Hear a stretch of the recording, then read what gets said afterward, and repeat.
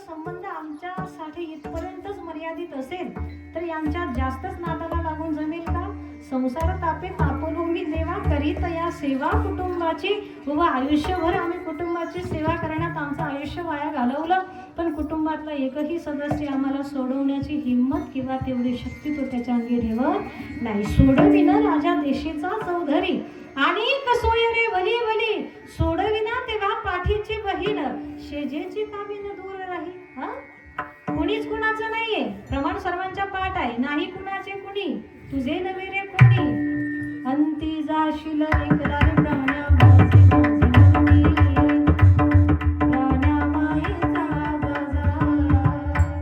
सर्व काही प्राण्या मायेचा बाजार या ठिकाणी आहे. मग या लटक्या संसारामध्ये राहत असताना फक्त आणि फक्त भगवान परमात्मा तुमचा आमचा कैवारी आहे.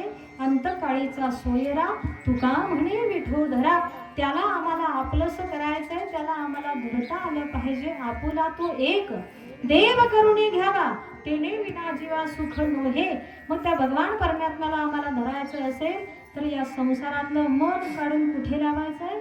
नित्य गोविंद गोविंद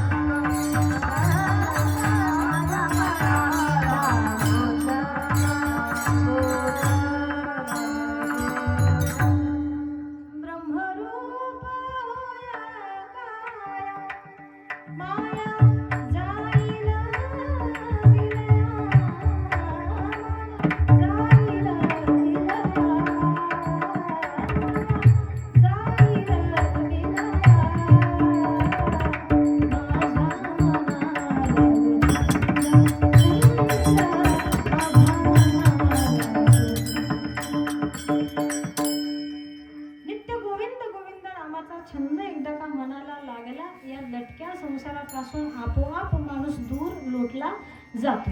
पण प्रत्येक मनाला छंद लागणं एवढं सोपं आहे का? मन एकाग्र होणं, मन स्थिर होणं ही तारेवरची कसरत आहे. कारण तुमचं आमचं मन किती वेगानं धावतं हे प्रत्येकाला माहिती आहे. जरी ते कीर्तनात जामदरीला बसलेलं असलं तरी त्याला प्रवार संगमला जायला वेळ लागेल, तरी त्याला वैजापूरला जायला वेळ लागेल. काही सेकंदात कागज के दो पंख लेके उड़ा चला जाए रे, जहाँ नहीं जाना था वही चला आए रे. उम्र का ये ताना बाना समझ ना पाए रे, जुबां पे जो मुँह हमारा नमक लगाए रे.